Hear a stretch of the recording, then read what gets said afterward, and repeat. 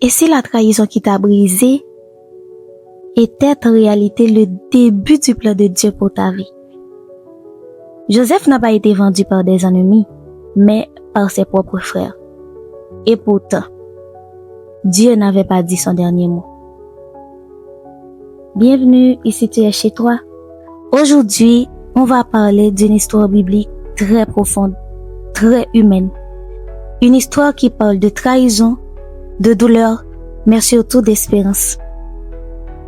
C'est l'histoire de Joseph, un homme rejeté par sa propre famille, vendu comme un objet, oublié en prison, et pourtant choisi par Dieu.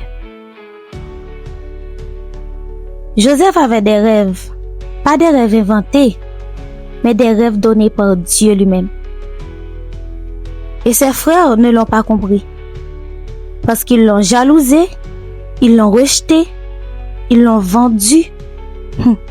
Imagine la douleur, être trahi par ce que tu aimes, abandonné sans explication, rejeté sans défense. Et parfois, ce qui fait le plus mal, ce n'est pas l'ennemi, mais c'est la famille. Joseph devient esclave, puis prisonnier. Il fait ce qui est bien, et pourtant, sa situation empire. Et là, une question que beaucoup se posent.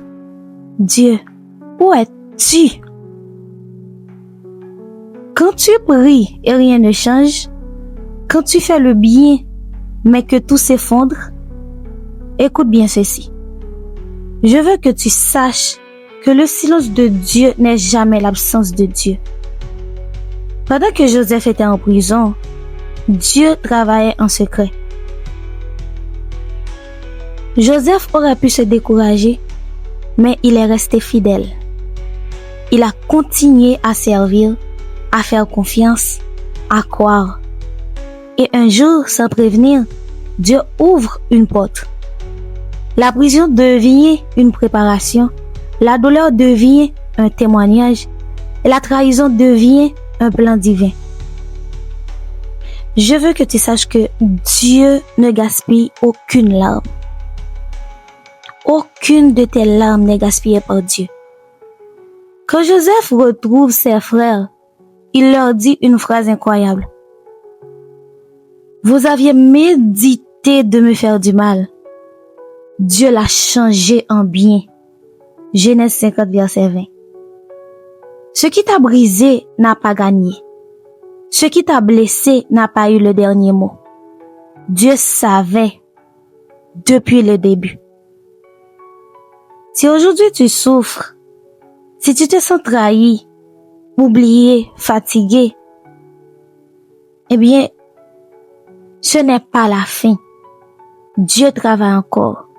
Ton histoire n'est pas terminée. Je veux prier pour toi.